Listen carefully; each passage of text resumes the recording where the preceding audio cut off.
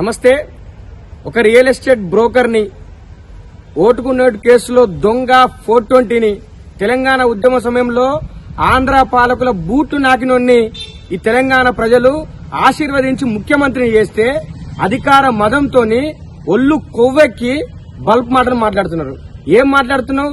తెలంగాణ రాష్ట్రంలో ఉన్నటువంటి ఇంజనీరింగ్ విద్యార్థులు క్రిమినల్ వేస్టా?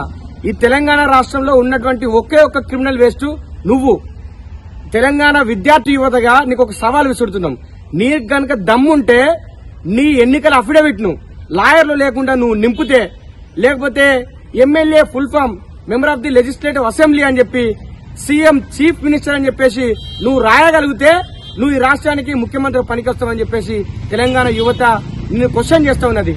తెలంగాణ రాష్ట్రంలో తెలంగాణ ఉద్యమాన్ని తమ భుజాల మీద మోసి తెలంగాణ రాష్ట్రం రావడానికి కారకులైనటువంటి ఉస్మానియా విద్యార్థులు అడ్డ కూలీలు, తర్వాత బిర్యానీకి అమ్ముడు పెట్టాలంటావు.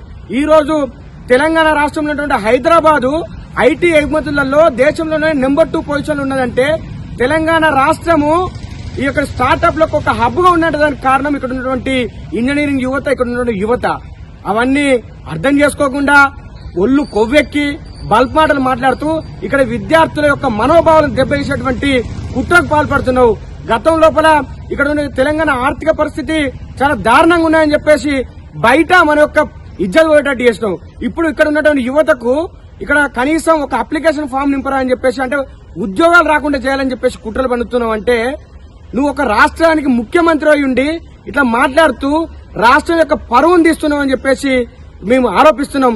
ఇప్పటికైనా ఒళ్ళు దగ్గర పెట్టుకొని యువత గురించి గాని విద్యార్థుల గురించి మాట్లాడేటప్పుడు ఒళ్ళు దగ్గర పెట్టుకుని మాట్లాడని చెప్పేసి నీకు హితవు పలుకుతాను.